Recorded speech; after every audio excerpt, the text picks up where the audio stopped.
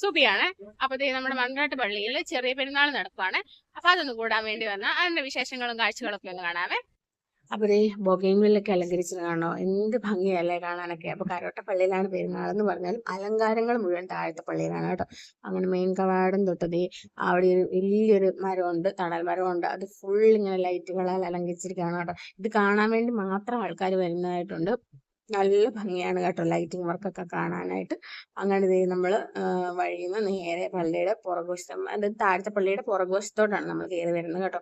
അവിടെ മാതാവിന്റെ വലിയൊരു LED വോളൊക്കെ കൊടുത്തിട്ടുണ്ട്. അങ്ങനെ ലൈറ്റുകളൊക്കെ കണ്ടിട്ട് നമ്മൾ നേരെ ഫ്രണ്ടിൽ കുരിശടിയുടെ അവിടെ പോയി അവിടുന്ന് പ്രാർത്ഥിച്ച് കുരിശടിക്കകത്ത് വലയൊക്കെ വെച്ച് അവിടുന്ന് എണ്ണയെടുത്ത് നമുക്ക് തൊടാം കേട്ടോ. അങ്ങനെയൊക്കെ തൊട്ടിട്ടാണ് നമ്മൾ നേരെ പള്ളിക്കകത്തേക്ക് കയറാൻ പോകുന്നത്.